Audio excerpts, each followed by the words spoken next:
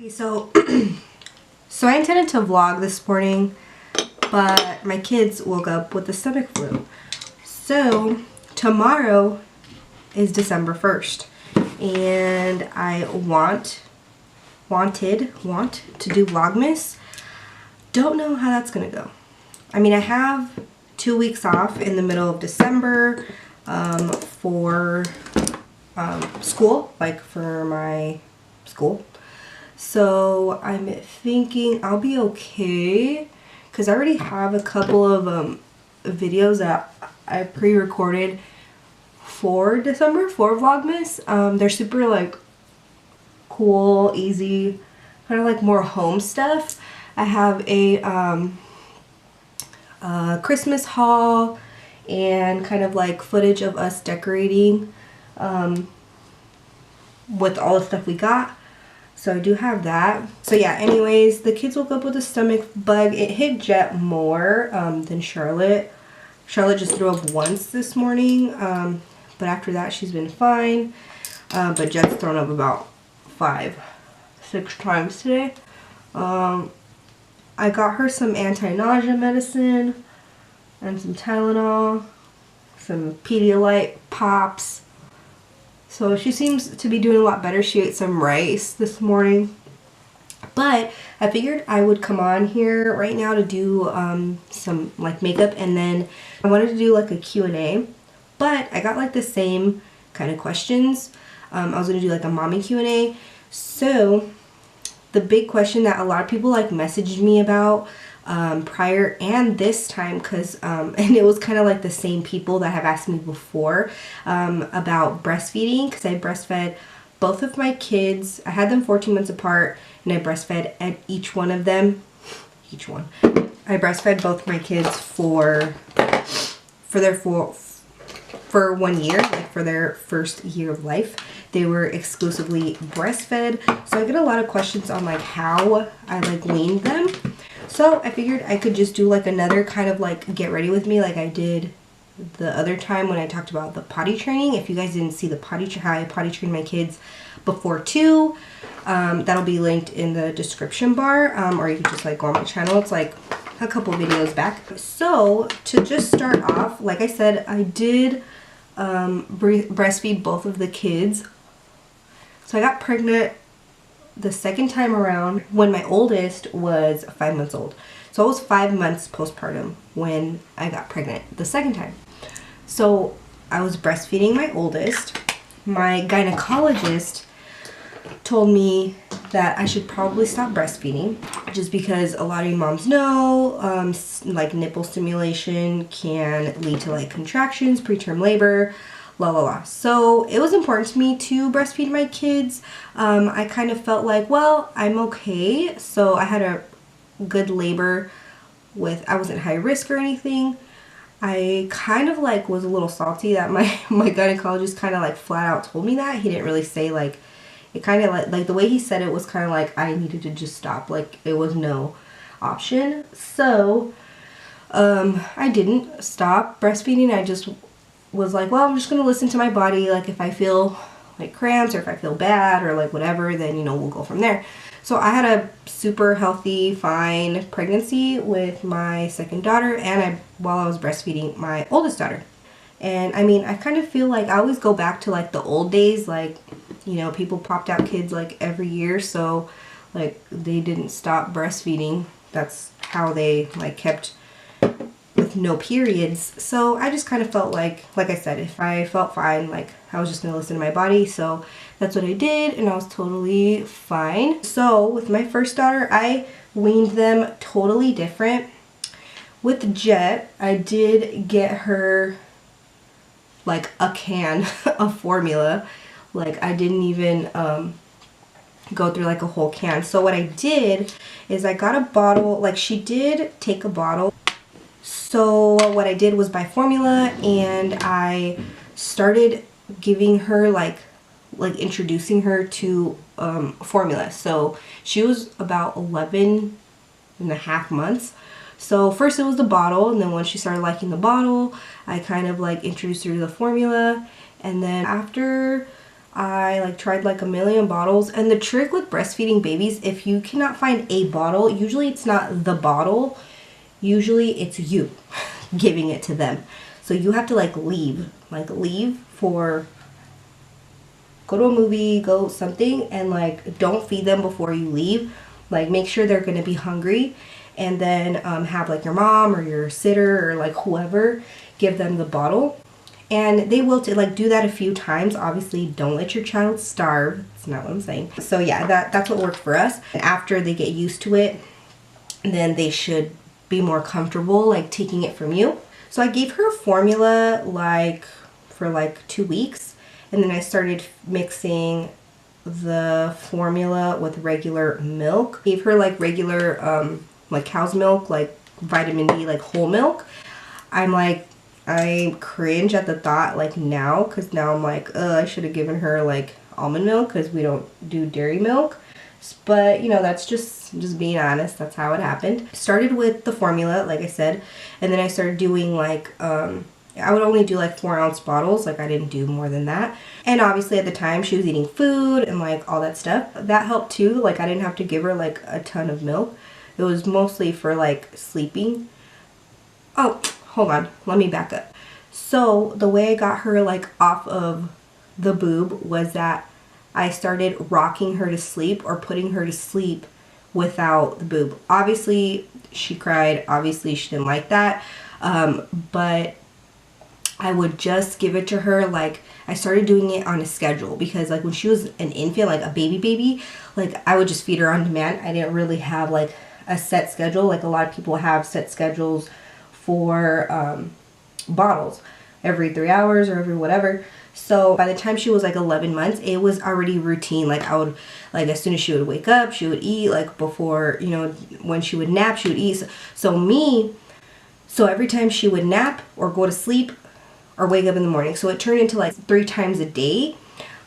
So I started cutting it down. So I was just like, okay, like, so I know that in the morning she's gonna want to like, you know, breastfeed or whatever. So I would give her the bottle, and even if she didn't want the bottle, like I would just get her up and I would just like give her food. I would give her a little bit of juice. I would like kind of distract her, you know, and then she just got out of that routine. So then it was just twice a day. So it was like before bed, and then it was before nap, because she had like 1 or 2 naps. I think at that time she had like 2 naps. You know, obviously she didn't like it. She would like, you know, fight it and stuff. And then like I said, she ended up having, at about like to her birthday, she was just drinking 4 ounces of like whole milk at nap time and at bedtime. So then by that time too, by the time she was just on whole milk and I didn't have to measure like the formula and all that, I transitioned her to a sippy cup. So I took the bottle too, and like I just started going through sippy cups like until I found one that she liked. And that didn't spill. And she, by herself, like I think she, at about 13-14 months, like she was only taking milk with the sippy cup for a couple of months after that. And she would take it, and in the morning, like she would wake up, or like after nap, she would wake up, and the like sippy cup would be full. Like she just stopped drinking it. Like she just weaned herself, I guess. And I just gave her like less and less, because I was like, why am I buying milk? She's not even drinking it. But she would still take it. Like she would still put it in her mouth like that, but she didn't even drink it. So I finally just like put less and less milk in there until like there was like no milk, and I would just eventually I just stopped giving it to her, and that was it. And like she had a pacifier too. So I want to like make sure I say that she did have a pacifier. And she did end up getting like attached to the pacifier, and then we had to eventually wean her off the pacifier. So with my second daughter, it was way different. She did not want a bottle. She did not take a bottle, but I did the exact same process. Like I just started like rocking her to sleep and giving her the pacifier and not giving her the boob. So it was so it was easy during the day. Like I said, I would give them like a sippy cup. She didn't like any sippy cups, nothing. She would just drink from a cup. And then she did like those like blue 360 cups, like where you could just like suck like from the rim and it wouldn't spill. So she did use those, but that was it. And then so since she didn't take a bottle, she never drank formula. She didn't like the formula. She didn't like any milk, almond milk. Like at that time, like we were done with like cow's milk, so we didn't try that with her. She ended up just like not taking any bottles, like nothing. And during the day, like when she would usually take a nap or whatever, I would give her the pacifier, or I would rock her and like hold her, or like distract her, like if she randomly, if it was at nap time, whatever.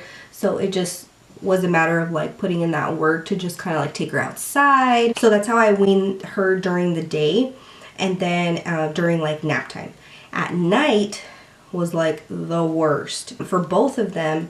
Like with Jet, she just kind of stopped waking up in the middle of the night, like to nurse, because she would like use me as a pacifier. So like once I weaned her during the day, like she like didn't even really wake up anymore. At night she would just have like the pacifier. With my youngest, she still would wake up like to nurse at night. So we would physically like have to get up and like rock her. My husband would have to get up and like rock her, and she would be like crying, and she would be upset because she would want me, and I would just like, he would sleep next to her, like, cause at the time we were living with my parents. We were sleeping in one bed, so my husband would like put her on his side, and like she wouldn't sleep next to me.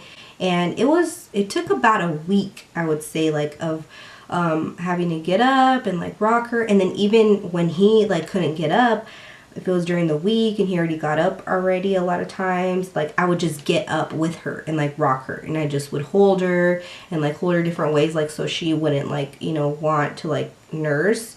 And I would give her the pacifier. She just kind of learned like, okay, no more boob, you know. So I mean, it was hard with her at night. We did have to do the kind of, I guess it was kind of like the cry it out thing, but I mean, we would still like console her, like we wouldn't just leave her like in the bed or whatever. That's how we weaned Charlotte. So I mean, it's just like the potty training video. I feel like I said this a lot in that video too. It's like, it's a lot of work and a lot of like just repetition, so that they understand like that the routine is changing, and anytime you change, you know, their routine, it's going to be hard. Onto the pacifiers, I do get, a lot of people knew that like my oldest was still like on the pacifier, and a lot of kids like, you know, cling on to the pacifier if you let them, you know. So what's funny about the pacifier situation is that my oldest had a pacifier sporadically while I was breastfeeding her, but then once I weaned her, like she would have a pacifier like when she would sleep. Every time she would sleep, she would have a pacifier. So like we were really good about not giving her the pacifier like throughout the day, or when we would leave the house, like we would leave them at home, like she wouldn't have them like with her. So that was fine. Like we just like out of sight, out of mind kind of thing. So we would just like leave them in her room. So I want to say she was like consistently taking the pacifier at a year old once we weaned her from breastfeeding. So how's that brow looking? I think it's pretty good. So then my oldest was about 14 months when I gave birth to my daughter Charlotte, and I want to say at about a year and a half, my oldest was about a year and a half when I was like, okay, we have to like wean her off the pacifier, like I can't stand this, whatever. So what I did, I poked holes in her pacifier with a needle, and I would give it to her, and she would like suck it, but like the air would come through. So like she like couldn't like really suck it, like she would just have it in her mouth. Like I would call her like her little cigar, because she would just like have it in her mouth and like never really, like she couldn't suck through it anymore. So that worked. She ended up just like not even wanting it. Like she was just like, I have no use for this. Like this isn't doing anything for me. So she just like stopped using it, which was great. Like it was awesome. So my oldest got weaned at about 18 months or so from the pacifier, that way with the needle trick, like the whole trick.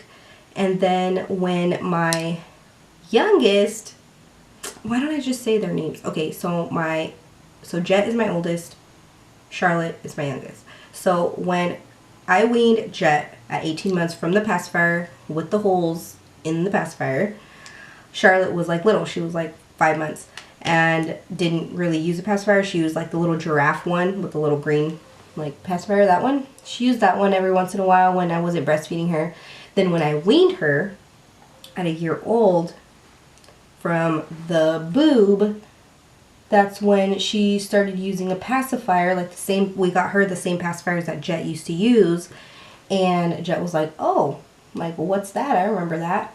And she got a hold of one day, and it was like, you know, it all came back to her. So she ended up, you know, getting back on the pacifier at, let me see, if Charlotte was a year old, Jet was a little over 2. So let's say she was about 2 in a couple months. So she got back on the pacifier. So we had both of them on the pacifiers for like a year. I would always tell my mom, I'm like, I feel so bad for them because like they didn't have bottles. Like they didn't have, like I potty trained them like super early. Like a lot of kids have bottles till like they're 3, like 4 years old, like to comfort them, you know, like they didn't really have anything. Like the only thing they had was a pacifier, you know, like milk, you know, kids get attached to like milk. Like, I don't know, I just felt like bad for them. So I was like, well, we'll wean them, like, you know, whatever. Charlotte didn't really, like, the pacifier was just more routine for her. Jet was the one that was like more attached to it. Like actually like would get upset if like she didn't have it, you know, whatever. Sorry, I had to like just finish my eyebrows because they were taking forever. So anyways, we started planning our Disney trip a few months ago with my brother and my sister-in-law, and I told my brother, I was like, hey, you should, like, we were telling them, oh, you guys want to go to Disneyland? Like, yeah, like, you know, but they have no idea what Disneyland is. So I told my brother, I was like, hey, show her like videos, you know, like Disneyland, and show them, well, Jet, you know, she's a little older, so she understands more. And so I was like, show Jet, you know, the videos and stuff of Disneyland. And he's like, oh, all right. So, oh my gosh, so after that, I don't know why, like, I got the bright idea, and I was like, oh, I was like, yeah, but they don't let little kids that have pacifiers go to Disneyland. Like, Disneyland's for big kids. Like, it's not for babies with pacifiers, you know? So when we go to Disneyland, like, we can't take your pacifiers, you know? You have to make sure that you're not using your pacifier, you know? She's like, oh, she's like, okay. After that, I kid you not, like, she did not want the pacifier. She's like, no, Mommy, because then I can't go to Disneyland. And I was like, okay. Like, I just, like, and I was like, okay, well, let's throw away all your pacifiers, like, you know, since you're not, she's like, okay, no problem, freaking throw them in the trash. Charlotte didn't even care, too. She just, like, threw them in the trash, didn't blink an eye. After that, no more pacifiers. It sounds like I'm lying, but I'm not, and I never imagined that it would have been that easy the second time around, because she was so obsessed with her pacifier like Jet was. But yeah, so if you're having a hard time, I mean, it doesn't have to be Disneyland, but being a parent is about making up stories, you know, making up these things to your kids. It's all for their own good, you know.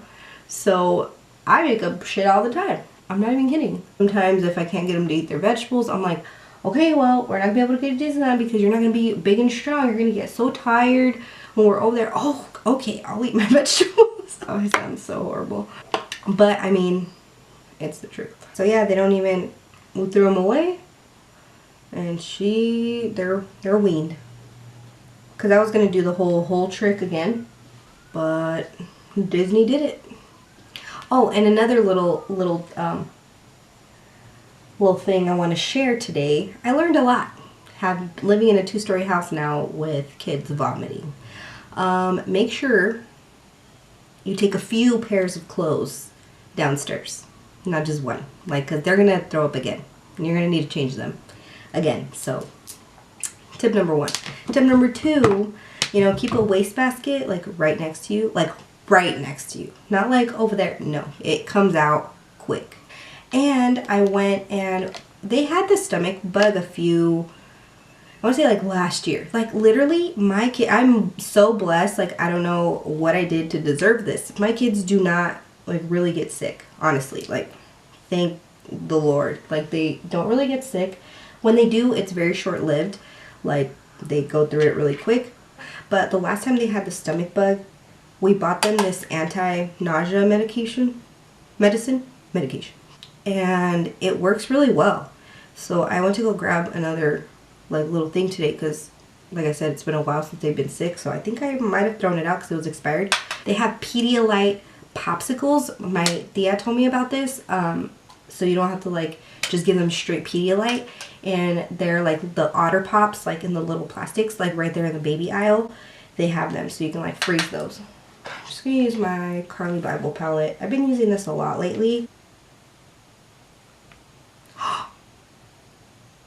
What was on here? What the heck was that? There was like black on that brush. You're a blending brush. Why do you have black on a blending brush? Makes no sense. This one's clean. So I went to get my morning coffee this morning because I haven't gotten a Starbucks all week. So I was like, well, both of the kids threw up in the car, in their car seats, in the line at Starbucks when I was like in the middle of cars. So that was fun. So Jet, good thing, hadn't had any food yet. So there wasn't that much mess. But Charlotte had like half a donut that she helped herself to this morning. As soon as she woke up, that was the first thing she said, I want a donut. And we had like donuts that we bought like 2-3 days ago. They were like already like old. She came downstairs by herself, put the stool against the counter, got up there and grabbed half a piece of a donut, smashed that whole thing before we even came downstairs. I was like, who are you? And that's what she threw up all over in the car.